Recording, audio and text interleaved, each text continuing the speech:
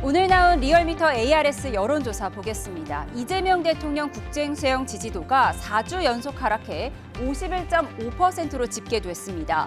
국민의힘 지지율은 44.3%, 민주당은 38%로 이재명 정부 출범 이후 처음으로 오차 범위 밖에서 역전된 결과가 나왔는데요. 리얼미터 측은 선거관리위원회 부실관리 책임론과 당내 계파 갈등 등을 대통령과 여당의 지지율 하락 원인으로 꼽았는데요. 유럽 순방 중인 이재명 대통령은 매우 이례적으로 청와대 참모들과 화상회의까지 진행하며 선관위 사태 등의 대응 방안을 논의했습니다. 그런가 하면 국민의힘도 장동혁 대표 거취를 두고 또 한 번 공개 충돌했습니다. 양양자 최고위원이 우리는 좀비 지도부다라는 표현까지 쓰며 지도부 총사퇴를 주장하자 장동혁 대표는 지지를 보낸 국민을 모욕하는 거라고 맞받았습니다.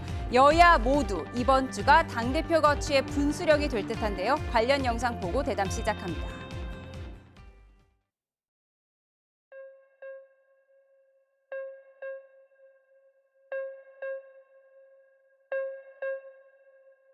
(6.3) 지방선거 투표용지 부족 사태를 화두로 꺼냈습니다. 국민의 정당한 문제 제기는 수용한다고 전제한 뒤 지금 우리가 국내에 없으니까 우리 비서진들 어떻게 좀 마음 편하고 좋은가요? 썰렁한 모양이네.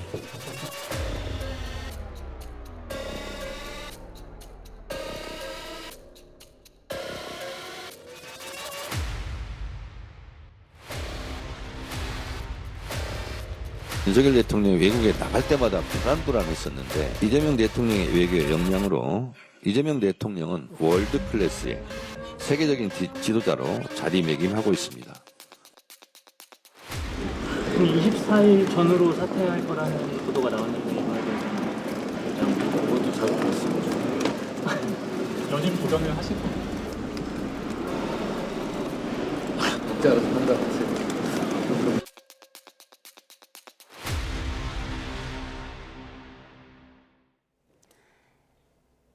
오늘의 정치운 전용기 민주당 의원, 김희정 국민의힘 의원 두 분과 함께합니다. 어서 오십시오. 네, 반갑습니다. 네, 대통령 해외 순방 중에 화상을 통한 이례적인 수석 보좌관 회의를 열었습니다. 이렇게 해외 순방 중에 화상으로 회의를 여는 건 상당히 이례적인데 그만큼 대통령이 좀 위기감을 느낀 걸까요? 이례적이죠. 그만큼 지금 챙겨야 될 현안들이 많은 거고요. 기본적으로 우리가 해야 할 일들을 보통에는 대통령께서 순방 중에는 처리를 잘 하지 않다가 오시면 일괄해서 사인하는 경우가 많지 않았습니까? 그러나 지금 현안 같은 경우에는 당장에라도 내일이라도 해결하지 않으면 안 될 일촉즉발의 그런 상황들이 연출되고 있다고 봤던 것 같습니다. 그것이 결국에는 투표용지 부족 사태로 인해서 잠실에는 아직도 이런 집회가 열리고 있는 부분들 그리고 당장에라도 결정해야 될 부분들이 많기 때문에 대통령께서 직접 화상회의를 열어서 이렇게 회의를 진행하고 계시다라고 봐주시면 좋을 것 같습니다. 예, 화상회의뿐만 아니라 대통령이 SNS 글도 올렸습니다. 1,600자 넘는 글을 올렸는데요. 그 내용을 좀 화면으로 보여주시면 좋겠습니다. 내용을 보면 집권 여당은 신념을 버리지는 않되 신념의 언어보다는 책임의 언어를 써야 한다. 이런 글을 한 1,600자 넘게 올렸는데 이게 정청래 대표를 향한 것이다. 이런 분석이 많아요. 어떻게 보세요? 네, 보이는 그대로인 것 같습니다. 화상회의에서의 대상도 그렇고 SNS에 올린 글의 대상도 그렇고 일반 국민들에게 주는 메시지는 아닌 걸로 보여집니다. 여당에 대한 얘기를 제목에서부터 뭐 여당, 야당 정치적 책임이라고 명시를 했고요. 그 중에서도 정치 지도자에 대한 얘기를 명확하게 하고 있기 때문에 대상이 일반 국민은 아니다. 여당 지도자다라는 게 명확해집니다. 물론 우리나라 인터넷 기술이 워낙 발달했기 때문에 시차를 극복하고 이렇게 화상회의를 열거나 또는 SNS를 통해서 메시지를 주시는 것까지는 좋았는데 좀 전에 우리 전용기 의원님이 얘기했듯이 해결해야 될 이 문제가 있었다. 그러면 해결책을 내놓는 회의거나 해결책을 내놓는 SNS여야 되는데 그런 얘기 전혀 없습니다. 그리고 당장 결정해야 될 내용이 있었다라고 또 말씀하셨는데 당장 결정된 내용이 전혀 없습니다. 굉장히 국내 정치적으로 그것도 국내 정치라 하더라도 콕 찍어서 같은 당의 지도부를 향한 이런 거를 하기 위해서 그 공개적인 이 도구를 사용할 필요가 있었냐라는 그런 비판을 피하기 힘들 것 같습니다. 이렇게 정말 일촉즉발의 문제가 있었다면 민생이라든지 국익이라든지 우리가 몰랐던 새로운 결정사항이라든지 바로 집행되는 거라든지 이런 게 있어야 되는데 전혀 그러지 못하고 오로지 집권 여당 안에서의 정치 권력 다툼에 외국에 나가서도 올인하고 있구나 이런 메시지를 주고 있는 것 같아서 좀 보는 국민들은 안타깝게 생각하는 것 같습니다. 저는 대통령의 말씀이 대통령께서의 한 말씀이 도깨비 방망이는 아니라고 생각합니다. 대통령께서 한마디 하셨다고 모든 문제가 해결되면 그렇게 하라고 이야기를 하겠죠. 그러나 대통령께서의 그 의지를 우리가 애써 무시할 필요는 없다고 생각을 하는 것이고 지금 현장에서 결정해야 될 부분들이 많았기 때문에 회의를 진행하는 것이지 그 또한 폄훼해서는 안 된다고 생각합니다. 대통령께서 그러면 외교 순방 중에 국내에 문제가 생겼으면 그걸 방치해야 됩니까? 방치하지 않은 것을 칭찬해야 될 부분이라고 저는 생각을 합니다. 그렇기 때문에 대통령의 메시지는 오로지 국민을 향해서였고 심지어 여당인 지도부를 향해서 가슴이 아픈 부분이 있다 하더라도 우리는 이 상황에 대해서 모든 책임을 져야 된다라고 하는 지도자의 모습을 보여줬는데 그 또한 국민을 향하지 않았다라고 하는 것은 여당도 저는 국민이라는 말씀을 안 드릴 수가 없는 상황이라고 말씀드리겠습니다. 최근에 정청래 대표가 국민은 영원하고 정권은 짧다 이 말을 한 것을 두고 청와대에서 좀 격앙된 반응이 나왔다라는 보도도 나왔거든요. 그 부분에 대해서는 저는 문제가 있다라고 생각을 합니다. 보통 야당의 지도자 입에서 나올 듯한 목소리다라고 이야기하는 분들이 많거든요. 그리고 과거 야당 시절에 했던 이야기와 일맥상통하는 부분들이 있기 때문에 그 부분은 의도한 바와 상관없이 문제가 있다고 생각을 합니다. 그러나 그 의도가 달랐다면 정청래 대표가 그를 바로잡는 모습을 보여야 된다고 생각하는 것이고 대통령의 외교 성과를 치적으로 얘기하면서 월드클래스 대표라고 대통령을 이야기하고 있지 않습니까? 그렇기 때문에 그 취지는 충분히 저는 소명됐다고 보고 있습니다. 예, 대통령 환송 행사에 정청래 대표가 빠진 걸 두고 말이 많았잖아요. 그렇다면 대통령이 돌아올 때 귀국길에는 정청래 대표가 초대를 받을 수 있을까? 투샷이 나올 수 있을까요? 이번에 귀국길에서뿐만 아니라 그동안의 그 여당 지도부, 대통령과 여권 지도부 간의 갈등 관계는 이미 익을 대로 익은 것 같습니다. 명청대전이라는 얘기가 있는 상황이고요.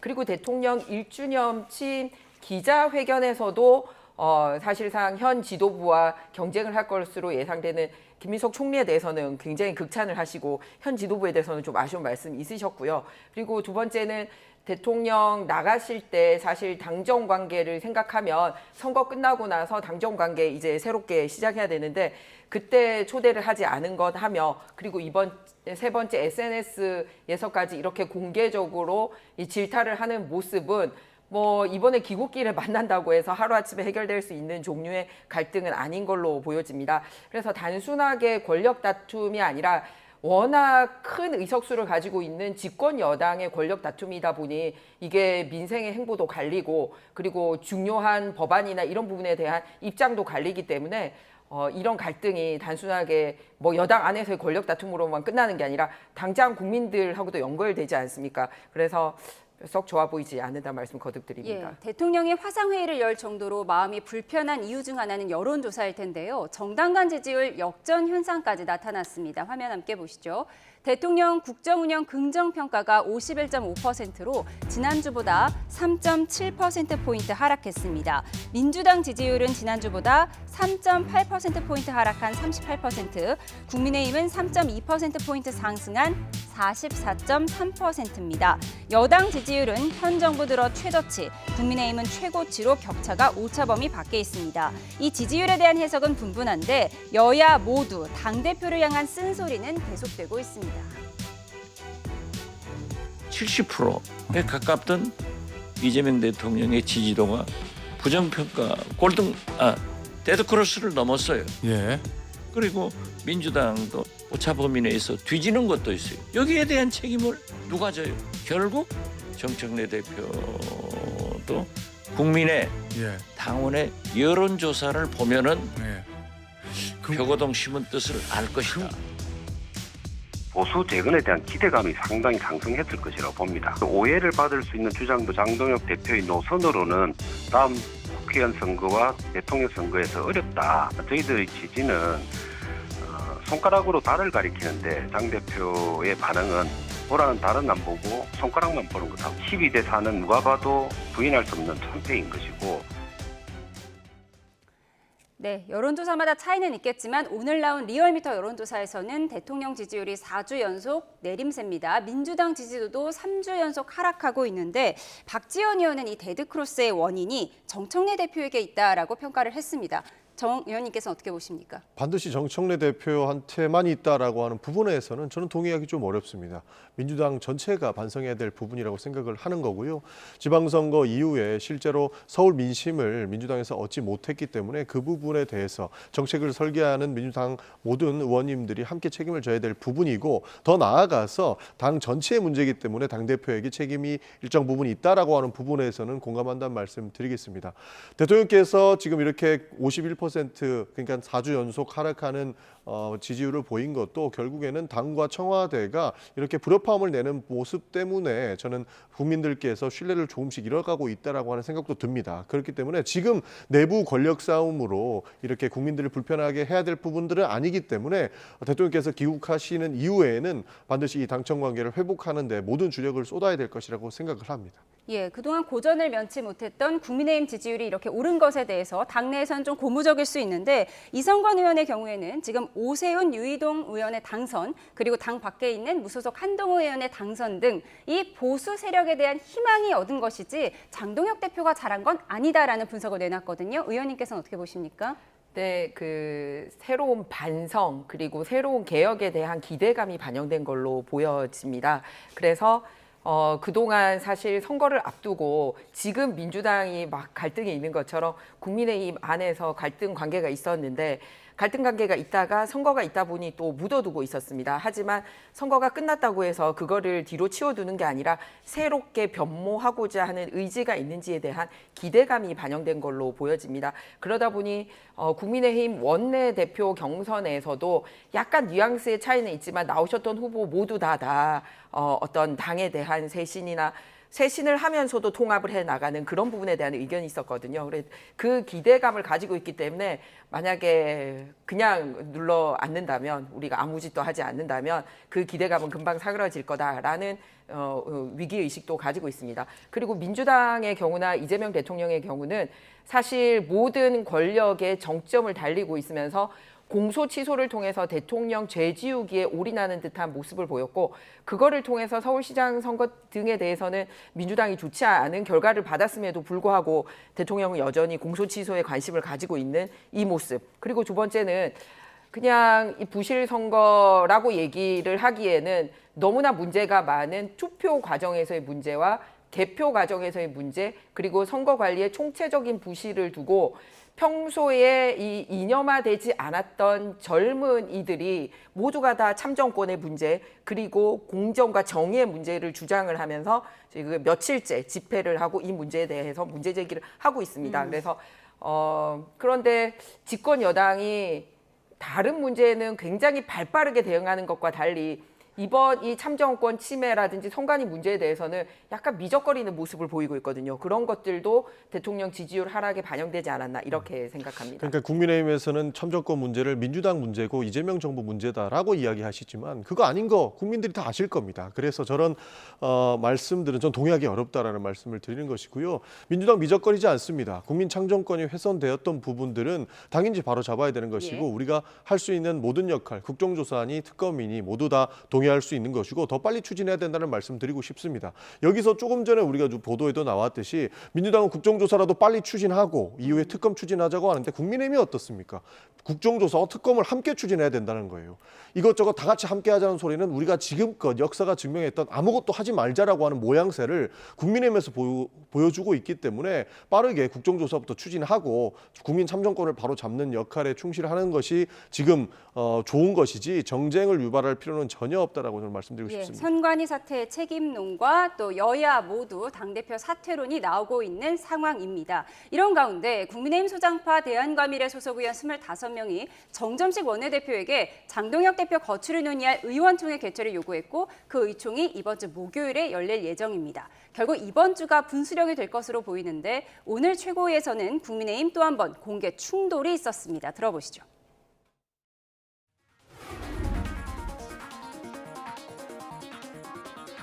우리 모두 사퇴했으면 좋겠습니다.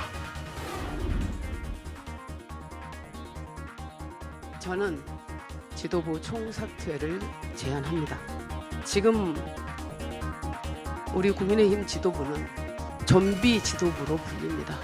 저는 그 이유가 우리에게 대한민국의 미래와 보수 정당의 내일을 이끌 분명한 철학과 비전, 노선이 보이지 않기 때문이라고 생각합니다. 당 지지율이 내려갈 때는 장동혁의 책임이고 올라갈 때는 장동혁과 관계없는 것이라고 계속해서 말씀해 오셨기 때문에 국민의힘 지도부를 좀비라고 표현하는 것은 그 지지를 보내주신 국민들을 모욕하는 것이라고 생각합니다. 네, 잠시 속보 먼저 전해드리겠습니다. 유럽을 순방 중인 이재명 대통령이 오늘은 레오 14세 교황과 면담을 했는데요. 조금 전 들어온 화면 보여드리겠습니다. 네, 바티칸을 방문한 이재명 대통령, 사도궁에서 레오 14세 교황의 영접을 받고 있는 화면 조금 전에 바티칸 모습 보여드리고 있습니다. 이재명 대통령이 레오 14세 교황을 만나는 건 이번이 처음인데요. 이어질 면담에서는 한반도 문제가 핵심 화두 가운데 하나로 다뤄질 전망입니다. 이재명 대통령은 세계 평화와 연대에 힘을 보태겠다는 의지를 밝히고 교황청도 한반도 평화 정착에도 관심을 가져주길 요청할 것으로 보입니다. 특히 이를 위해서 교황의 방북을 공식적으로 부탁할지 여부도 관심입니다. 지금 이재명 대통령과 김혜경 여사가 바티칸을 방문하는 모습 보여드리고 있습니다. 앞서 하루 전 성바오르 대성당에서 열린 특별미사 연설을 통해서도 이재명 대통령은 26년 전 발표한 6.15 남북 공동선언을 언급하면서 지금도 그 희망의 불씨가 살아있다고 확신한다 이렇게 말하기도 했습니다. 이 대통령 교황과의 만남 이후에는 피에트로 파톨린 교황청 국무원장과 회동할 예정입니다. 자세한 소식은 들어오는 대로 추가로 전해드리도록 하겠습니다. 네, 앞서 영상에서 보셨듯이 지난 11일 우재준 청년 최고위원에 이어 나흘 만에 양양자 최고위원까지 우리 지도부 총사퇴하자 지금 밖에서는 우리를 보고 좀비 지도부라고 말한다 이렇게 공방이 이어졌어요. 새 원내 지도부가 들어섰습니다. 그리고 새 원내대표로 당선된 정점식 원내대표가 의원들의 중지를 모아 집단 지성을 발휘하겠다라고 입장을 밝힌 바가 있습니다. 그래서 안으로는 전열을 재정비하고 또 밖으로는 대여 경제, 예를 들어서 공소취소에 모든 권력을 집중하는 거라든지 이 참정권 문제에 대해서 뭐 국정조사만 하겠다는 식으로 하면서 차일피일 뭉개고 가는 부분을 잘 견제하기 위한 그런 두 가지 트랙에 있어서 의원들의 의견을 모아가고 있는 과정이라고 보시면 좋을 것 같습니다. 그런데 선출직 최고위원 4명이 사퇴해야 장동혁 지도부가 무너지잖아요. 지금 보면 장동혁 대표가 스스로 내려올 가능성은 좀 없어 보이는데요. 혹시 최고위원들의 마음이 변할 가능성은 어떻게 보십니까? 모든 가능성은 열어두고 있습니다. 네, 의원총회에서 이제 사퇴 목소리가 커지면 그럴 수도 있고 또 새 지도부로 들어온 정점식 원내대표가 또 지금 장동혁 대표 진용하고도 소통이 잘 된다는 점도 원내대표에서 득점하는 데 도움이 됐거든요. 그러니까 저희가 그래픽을 좀 준비했는데 지금 오른쪽에 있는 우재준 최고위원과 양양자 최고위원은 이제 지도부가 총 사퇴해야 한다 이런 입장인 거고요. 왼쪽에 김문수 최고위원의 경우에는 굉장히 장동혁 대표를 옹호하는 입장인 걸로 알려져 있습니다. 그렇다면 김재원, 신동욱 최고위원의 마음이 변할 가능성, 이거에 대해서 언론의 해석이 분분하더라고요. 그러니까 한 사람 한 사람을 설득해서 뭐 강제로 뭐 무너뜨린다 뭐 이런 식으로 언론이 얘기를 하기도 하고 사실은 좀 전에 말씀드렸듯이 신임 원내 지도부가 또 현 당 지도부하고 서로 얘기가 잘 되는 사이니까 여러 가지 모든 가능성을 열어놓고 파열음이 일면서 정리하는 방법도 있지만 또 순조롭게 할 수 있는 방법까지도 다 열어놓고 있다는 말씀을 함께 드립니다. 예, 이번 주 목요일 의원총회를 좀 지켜봐야 할 것 같습니다. 그런데 장동혁 대표는 주말에도 송파구 개표소를 찾아서 부정선거를 외칠 자유 이런 피켓을 들었는데요. 나경원 의원까지 오세훈 시장의 결단을 압박했습니다. 화면 함께 보시죠. 네, 커피 한 잔의 여유. 부정선거를 외칠 자유 등의 붓글씨를 공유하면서 전면 재선거 요구를 이어가는 장동혁 대표뿐만 아니라 나경원 의원도 연일 재선거를 요구하고 있습니다. 제가 서울시장 당선자였다면 지금 당장 잠실 올림픽공원 현장으로 가서 재선거를 선언할 것 같습니다. 결과적으로 투표하지 못한 숫자가 당락을 바꿀 규모가 아니라고 해서 덮어지는 것은 아닙니다. 오세훈 시장 보고 임기 시작 전에 물러나라. 그러면 재선거의 사유가 된다. 뭐 이런 이제 배경이 깔려 있는 건데 이렇게 해서 당권을 또 당권을 이제 잡으려고 하는 거 아니냐라는 해석들을 평론가들이 하시던데. 나경원 의원은 오세훈 시장이 재선거를 하면 압승할 거라며 내가 출마하고 싶어서 그런다는 것은 저질 공세다. 대응할 가치조차 느끼지 못한다고 맞받았는데요. 더 이상 나경원 의원 의견에 대해 할 말 없다며 내심 불편한 기색을 내비친 오세훈 시장 측은 최근 여당과 설전을 벌이는 영상을 하나 올렸습니다.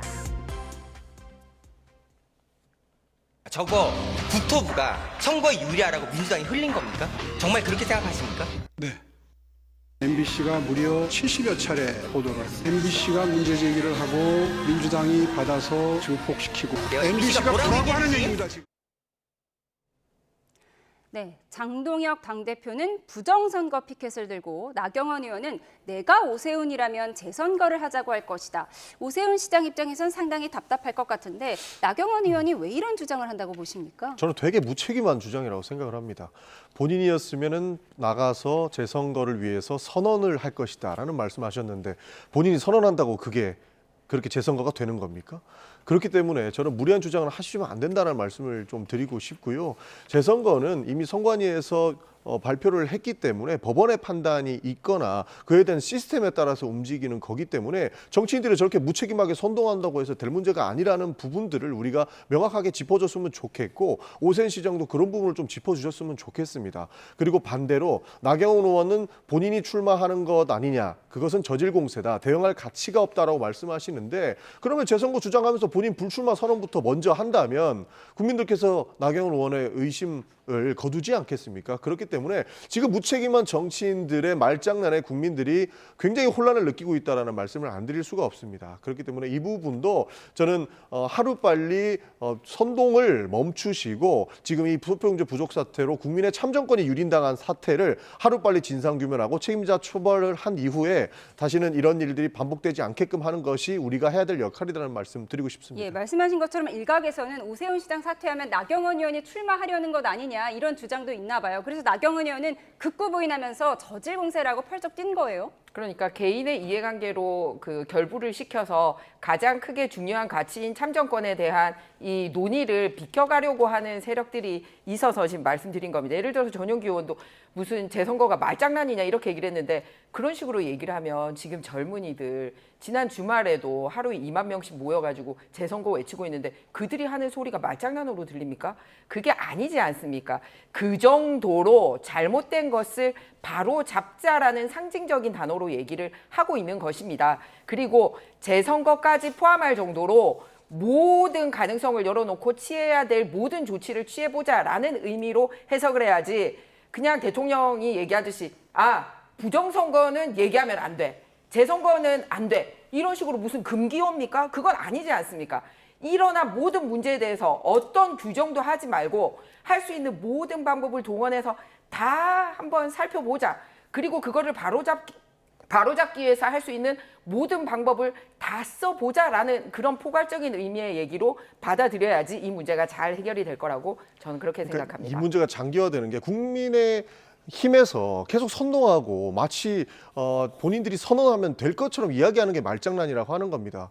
청년들은 국민의 참정권이라서 당연히 뛰어나가서 이 문제에 대해서 바로 잡고자 하는 행위를 하고 있는 것이고 그것은 법과 원칙에 따라서 이제 법원의 판단에 따라서 재선거가 유무의 방향성이 나오는 거예요. 그런데 본인은 선언하겠다라고 하면서 오세훈 시장이 사퇴하면 재선거가 될 것처럼 이야기하는 게 저는 문제가 있다라고 이야기를 하는 겁니다. 당연히 바로 잡아야 되는 것이고 2030들이 지금 뛰쳐나갈 수밖에 없었던 그 책임은 우리 모두에게 있는 것이고 그러니까 선관위를 감사하려면 개헌이라도 해서 이 문제를 바로 잡고 감찰과 감사를 통해서 책임을 추궁하자라고 하는 것들이 우리랑 한 역할일 것이지 본인처럼 마치 나가가지고 이야기만 하면 될 것처럼 얘기하지 마시라는 겁니다. 그래서 국민들의 분노, 청년들의 분노를 정당화할 생각을 하셔야 되는 것이 그것을 이용해서 정치적 이익을 얻으려고 하시면 안 된다는 말씀을 드리는 겁니다. 예, 그런가 하면 오세훈 시장이 요즘 대여 공세를 좀 높이면서 강한 메시지를 내고 있는데요. 일각에서는 이런 얘기도 있더라고요. 장동혁은 싫고 한동훈은 아직 이렇게 생각하는 의원들 틈을 비집고 들어가고 있다. 지금 의원들과 식사 약속도 많이 잡고 있다고 하더라고요.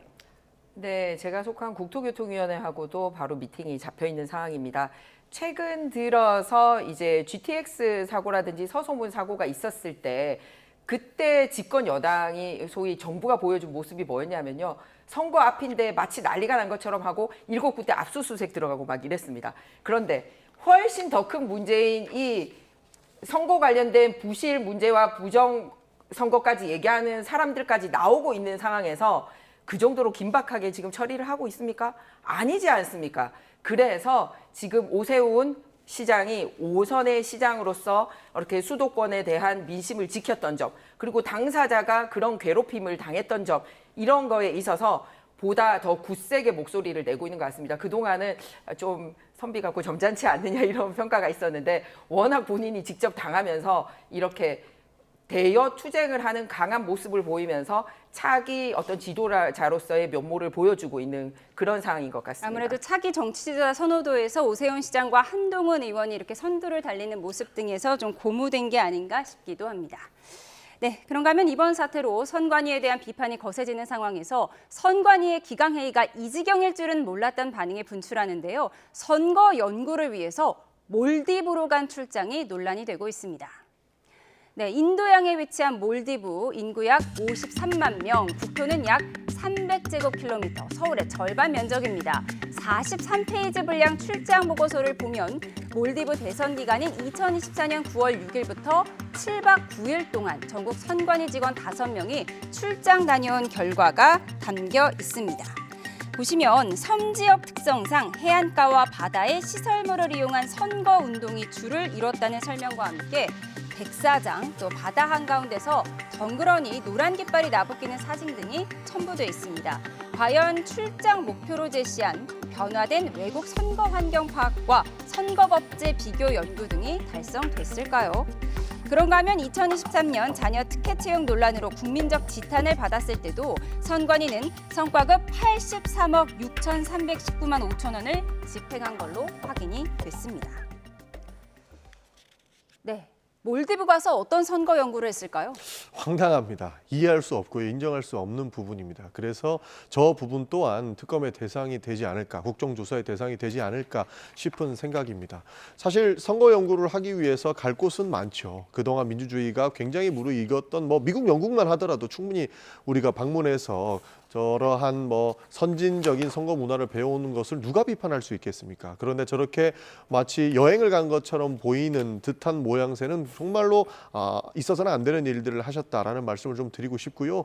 지금 저 선관위가 저러한 행태들을 보이고 있고 자녀 특혜 채용의 문제도 있었던 것을 사실 감사하기 위한, 속도를 올리기 위한 점들이 지적이 돼 왔었는데 윤석열 정부에서 무리하게 감사를 시도하다가 그 헌법재판소에서 위헌 판결을 받다 보니 지금 속도가 더 안 붙는 측면이 좀 있다고 봅니다. 그래서 원포인트 개헌이라도 해서 선관위의 대대적인 감사와 책임 추궁은 이루어져야 된다라고 하는 것이 민주당 입장인 것이고, 그에 통한 일단 국정조사가 먼저 이루어져야 되고 특검까지 빠르게 속도가 있게 붙어야 된다라는 말씀 좀 드리고 싶습니다. 예, 지금 화면을 보면요. 섬 지역 특성상 해안가와 바다의 시설물을 이용한 선거운동이 주를 이뤘다. 이거 공부하고 왔다는 거예요. 그거는 굳이 안 가도 알 수 있을 것 같은데요. 지금 한 단어로 정리를 하자면 세 단어입니다. 성과급, 외유, 골프 이렇습니다.